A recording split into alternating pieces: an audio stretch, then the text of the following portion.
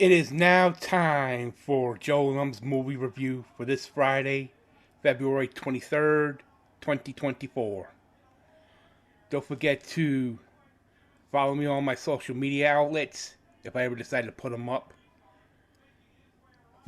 Subscribe to my channel, and click the notification bell. Like the video as well. When a new video comes out, you can check it out for yourself. And now, on to the video. Robocop 2 is an American sci-fi action flick directed by Oren Kirschner, who directed the Star Wars sequel, The Empire Strikes Back in 1980. Written by Frank Miller and Waylon Green, and it stars Peter Weller, reprising his role as Robocop, Nancy Allen reprising her role as Robocop's partner, Officer Lewis, Dan O'Herlihy reprising his role as the OCP chairman, aka the Old Man, Tom Noonan as the main villain Kane, and Gabriel Damon as this thug kid named Hob. And it is the sequel to 1987's blockbuster Robocop.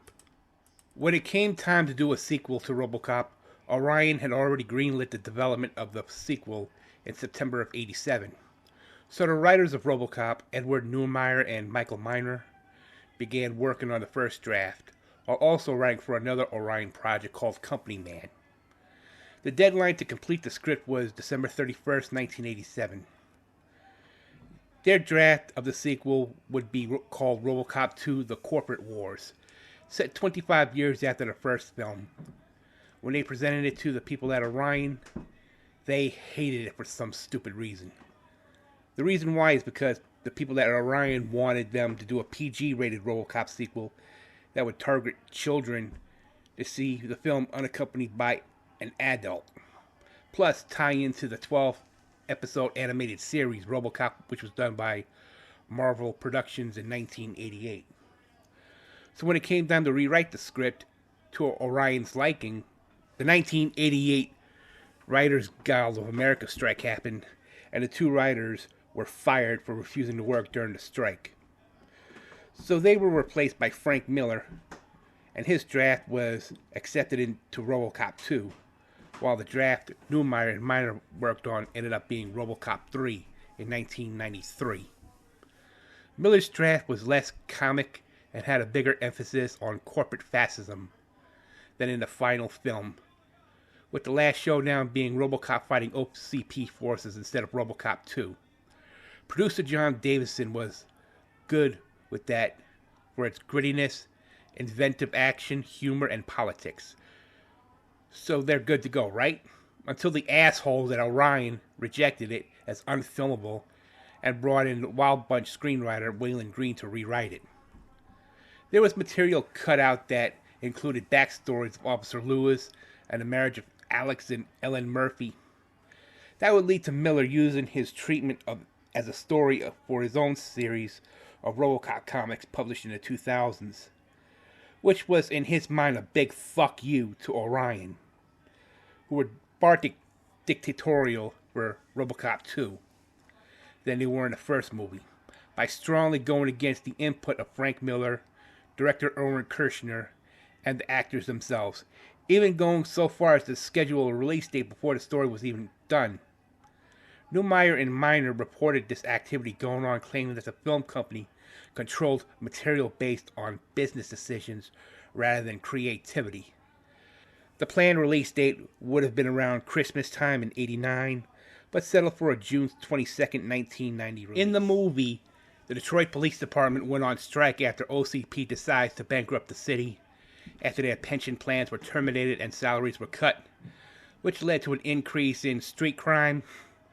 All the while, OCP began to foreclose on all public property, taking over the city's government and allowing their master plan to redevelop Detroit into Delta City. Meanwhile, Robocop and Officer Lewis remained on duty after raiding a manufacturing plant of Nuke, a new street drug plaguing Detroit. The cartel's frontman, Kane, along with his young henchman, Hob, escape. We fast forward to OCP struggling to develop Robocop 2. A police droid filled with brains of legally dead cops that were intended for mass production to replace the striking cops. The resurrected cops commit suicide upon activation. Enter Dr. Juliet Fax, the morally warped criminal mind. She theorized that Murphy's strong moral code and strict Catholic upbringing were critical in its initial success, so she convinced the chairman, aka the old man, to allow her to lead a project to recover their $90 million research and development investment. What Dr. Fax's plan was to seek the use of death row inmates that desire power and immortality than the police officers. Meanwhile, Kane fears he's losing his grip on the city and uses a dirty uniformed cop by the name of Duffy to undermine OCP and Robocop's enforcement efforts. When Robocop tracked down Duffy, he beats the information of Kane's hideout out of him. So he confronts Kane's gang at an abandoned construction hideout, only to be ambushed and chopped apart, then dumped pieces of his body at the police precinct. That led to Kane having Duffy dissected, or as I call it, open heart surgery without sleeping gas. That scene was the most horrifying thing I ever saw, and I've seen some horrifying shit. Anyway, Robocop is repaired, and the arrogant Dr. Fax reprograms him with more than 300 new directives.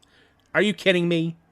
That severely impedes his ability to perform his duties so that her project can be selected. Suddenly, Robocop clears the mall by shocking himself with a high-voltage transformer and rebooting his system. So now rebooted and out for revenge, Robocop rallies up the striking officers to aid him in raiding Kane's hideout. As Kane tries to escape, Robocop wounds and apprehends him, while Hobbs escapes with Kane's girlfriend, Angie, as he took over Kane's drug empire. This led to Fax using Kane's brain and controls him with a canister of nuke by selecting his brain for her Robocop 2 project. Surgeons placed his brain into a robotic body similar to Ed 209 from the first Robocop film, and Kane is reactivated. Then we get to a meeting between Hobb and the mayor of Detroit, and the kid offers him a deal to retire the city's debt in exchange for hands-off policy towards Nuke, thereby nullifying OCP's scheme and preventing Delta City's construction. Threatened by this move, OCP has Kane, now going by Robocop 2, invade the meeting, slaughtering all of Hobbs' henchmen and killing Angie in the process. But the mayor managed to escape with his very life. Robocop arrives shortly thereafter and finds a wounded Hobb, and he informs him who did this before he died. Then we get to the presentation ceremony, conducted by the old man himself, revealing Delta City and Robocop 2/Kane. It was then when he presents a canister of nuke. His out-of-control addiction caused him to be defiant and go on a rampage, killing many civilians and cops. Robocop arrived and fought Kane to the death after ripping out his brain and smashed it to bits. At the end, the chairman and his executive, Donald Johnson, decide to throw Fax under the bus for Kane's attack, as Lewis complains that OCP is not accepting accountability, but Robocop reminds her, while tuning his own head, to be patient, we're all human. End of the movie. Robocop 2 was released on June 22nd, 1990, after a budget of in between $25 to $30 million to make, which did $45.7 million at the box office. The film got mixed reviews. My overall rating for this movie is a 65 out of 100.